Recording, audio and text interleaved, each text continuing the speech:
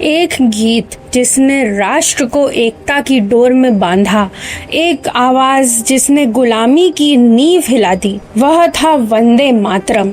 आज भारत का हर नागरिक जब वंदे मातरम का उच्चारण करता है तो उसकी आवाज में राष्ट्रभक्ति, गर्व और मातृभूमि के प्रति समर्पण झलकता है।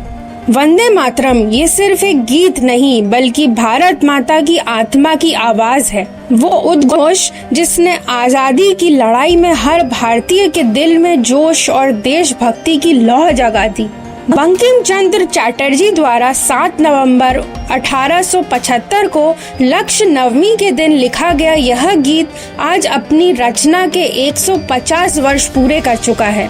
जब भारत अंग्रेजी शासन के अधीन था, उस दौर में भारतीयों में गुलामी का बोझ और भय भरा हुआ था। बंकिम चंद्र चट्टोपाध्याय, जो तब ब्रिटिश प्रशासन में डिप्टी मजिस्ट्रेट थे, उन्होंने देखा कि लोग अंग्रेजों से डरे हुए हैं और अपने धर्म, संस्कृति और देश के प्रति गौरव की भावना खो चुके हैं। इसी पीड़ा ने उनके भीतर एक आग जला दी और उन्होंने मातृभूमि को माँ के रूप में चित्रित करते हुए यह गीत लिखा। वंदे मातरम यानी माँ मैं तुझे प्रणाम करता हूँ। पहली बार यह गीत उनकी प्रसिद्ध उपन्यास आनंद मठ में शामिल किया गया था, जो 1882 में प्रकाशित हुआ था। गीत में मातृभूमि को देवी के रूप में वर्णित किया गया है।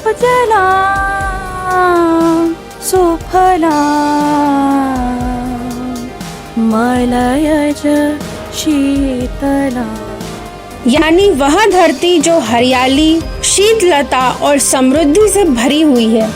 यह केवल कविता नहीं बल्कि भारत की आत्मा की पुकार थी।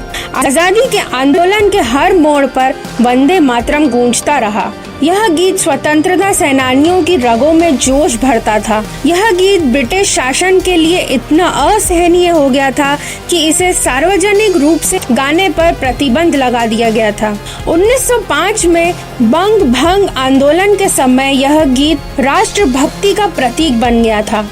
लोगों ने सड़कों पर वंदे मातरम के नारे लगाए। ब्रिटिश शासन इसका विरोध करता रहा, लेकिन यह गीत देश की आत्मा में बस गया था।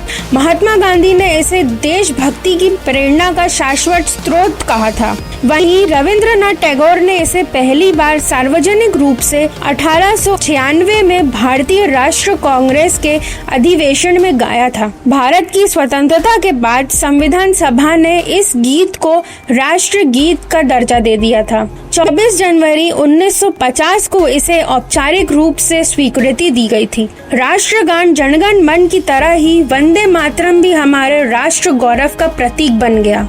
इसी ऐतिहासिक अवसर पर प्रधानमंत्री मोदी ने आज दिल्ली के इंदिरा गांधी इंडोर स्टेडियम में वर्ष भर चलने वाले वंदे मातरम 150 वर्ष स्वर्णोत्सव का शुभारंभ किया।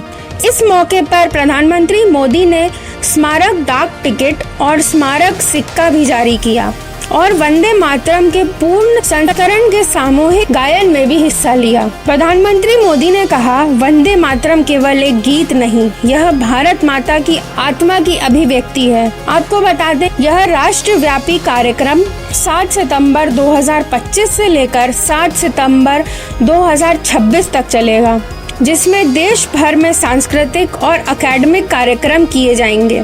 एकेडमिक कार्यक्रमों के जरिए वंदे मातरम की भावना को नई पीढ़ी तक पहुंचाया जाएगा। आज 150 साल बाद जब फिर से देश भर में वंदे मातरम गूंज रहा है, तो यह गीत हमें याद दिलाता है कि हमारी असली ताकत एकता, संस्कृति और मातृभूमि के प्रति प्रेम में निहित है। बंकिम चंद्र चट्टोपाध्याय की यह रचना आने वाली पीढ़ियों को सदैव यह संदेश देती रहेगी कि भारत माँ सबसे पहले है।